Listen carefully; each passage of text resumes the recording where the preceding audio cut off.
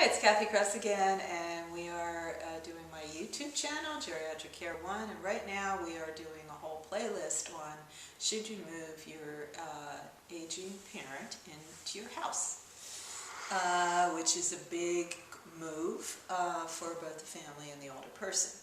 So I'm just assuming, you've looked at all the variables and you've decided as an adult child that this is going to go forward, and the geriatric care manager who's working with you understands that as well.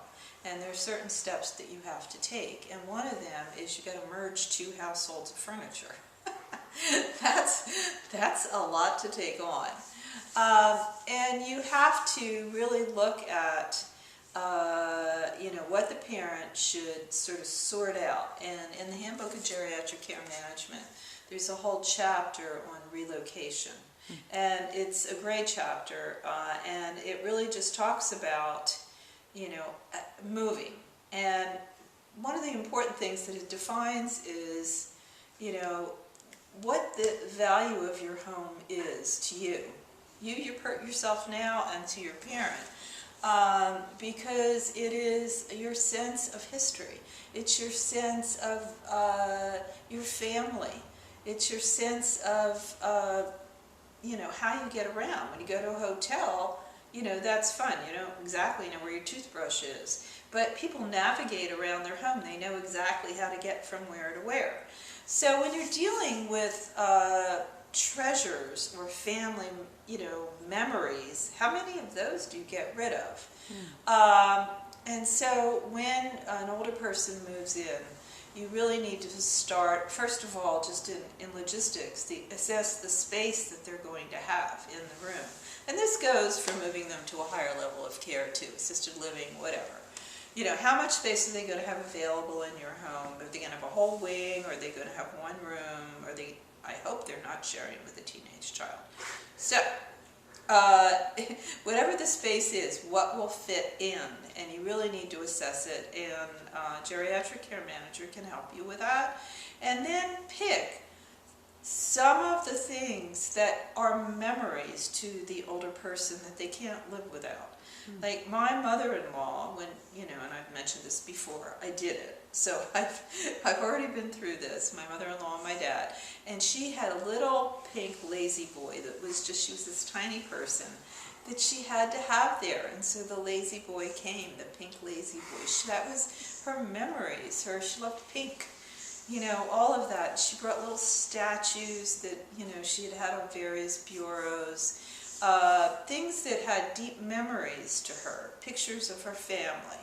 My dad, he didn't really bring anything, but he had, I actually got a whole map of Atlantic City, and we put it on the wall where he used to live. But at any rate, you've got to choose what you're going to move and what fits into the space. And then you have to figure out what to do with the rest of it. And where you start there is with the actual family itself, which means not just you, the adult child who the parent's moving in with, but all of your sisters and brothers. And so you need to have a family meeting about non-titled property. And you could skip this and maybe have everybody mad at you for a while, or some people. But you could, the important thing is to do things fairly, so that when your parent dies, your sibling system still goes on and you are still friends as a family. That's critical. So you decide what your parent really needs, along with a geriatric care manager, and then you basically have a family meeting. The geriatric care manager can facilitate the meeting because you need an objective party here. And you want all of the siblings to write a list of, knowing what the parent's already going to move into your house, what they would like and why, and send it to the geriatric care manager ahead of time, so that you can see who, does that two people want the silver? 2 people want that salt and pepper shaker collection. I keep using that, but people are really attached to things like that. That's called non-titled property. the next thing to do is to see if your parent could tell stories about all these items at the meeting. Because each family item comes with a story. I have a rocker in my house that came from my husband's great-grandfather and a chair that came from the grandmother. There's a whole story attached to them. I have another rocker from my first husband's great-grandmother that, I've been married twice, that has a great story along with it. So to tell the stories and record it, because we're recording things now, record all this. We're just talking about family history. Record the stories as he or she is telling it. And so that everyone knows what they get, the story behind it, because they're going to pass on history in the family. And then you need to decide what goes to whom. And that's where you need a geriatric care manager to mediate the discussion. And there's this great website called Grandma's Yellow Pie Plate, and you can Google that. It's in the chapter on relocation here, but you can just Google it. It's the University of Minnesota, and it gives you the way to set this meeting up. And how to facilitate it, which would be an outside source, not somebody in the family, because no matter what, you're not objective. And mediate who gets what. Sometimes people, I get the silver for a year, you get it for the next year. Lots of things can happen.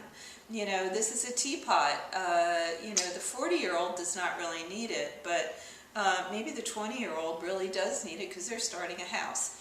To be able to have a discussion about who needs what and how it gets passed on. And then whatever is left, you need to make arrangements to auction things that are valuable. You need to make arrangements to have estate sales for what is valuable. And if you have really, really valuable art, I never say the Sotheby's or whatever the name of it is, an estate sale that, will sell things that way. And in the end, goodwill. And in the family meeting, you can figure out who's going to do what about that, because, you shouldn't have the adult child who's moving the parent in do everything. But it starts this whole dialogue of families working together, because the family is going to have to work together with the older parent moving in too. Like they could drive, some of the siblings could drive them to those activities I talked about last. So we will see you next time. Go to my website, kathygress.com, and we will do another episode.